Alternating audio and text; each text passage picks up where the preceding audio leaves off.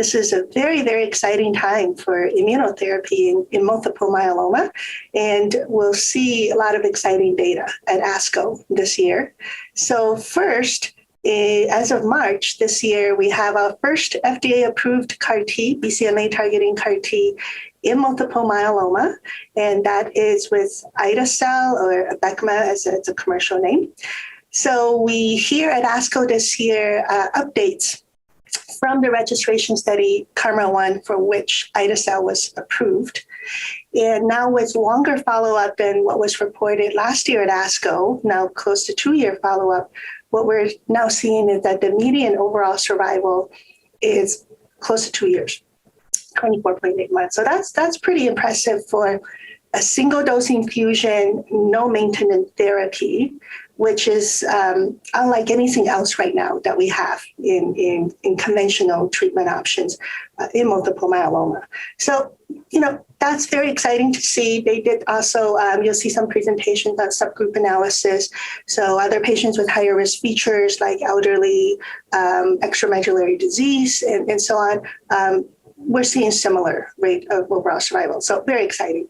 We are seeing that patient with other high-risk feature, like the higher RISS score, which kind of includes some of the cytogenetics and so on, we don't see as long overall survival. So there's room for improvement, right, with this therapy modality. There's certain things that's still not overcome with this particular CAR-T product.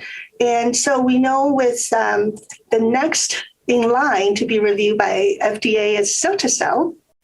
And we'll also hear update from that registration study. We're anticipating FDA will be reviewing this BLA later this year.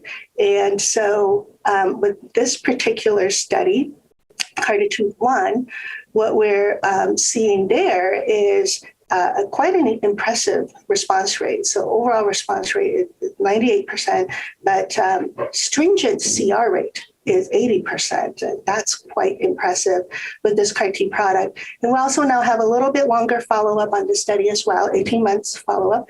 And so the PFS, 66%, OS, 81%.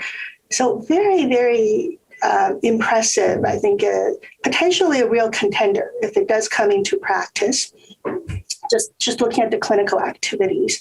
Now, of course, implementation to real world practice is key. Reliable delivery of access to manufacturing is just as important. It's only effective when you can get patients to dosing. So that is yet to be seen.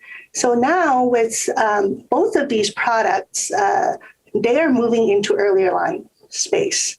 So there are a number of KarMMa numbers, 2 through 5, CARTITUDE 2 through 5, number of studies that are looking at upfront, how this place in the induction followed by CAR-T, maybe instead of stem cell transplant in certain patient population, and also in 1 to 3 lines of therapies, so earlier than the current FDA-approved indication, which is after 4 lines of therapy. So we'll see at ASCO some early report. There's a CARTITUDE-2 study, which is a multi-cohort study. We'll hear some results from the first cohort, which is looking at patients who's had 1 to 3 lines of therapy and are refractory to lenalidomide. So small study at this point, just 20 patients, but so far, and again, relatively short follow-up, 6 months or so, I believe, the CR rate, overall response rate is trending to be the same as what we've seen with the CARTITUDE-1 study. So as we had suspected biologically, there's rationale to look at using these therapy earlier because the patient's own T cells might not be as speed up, their overall immune system might function better. However, I think we'll need to see, and some of these earlier line studies are randomized versus standard of care. So that would be the key to see how it compares to other, conventional combinational therapy that we know has can have a pretty long PFS, in some patient population. So that's very exciting. Now, in the later relapse setting where we have now FDA-approved belantamab, right, a BCMA targeting antibody drug conjugate. We now have BCMA targeting CAR T.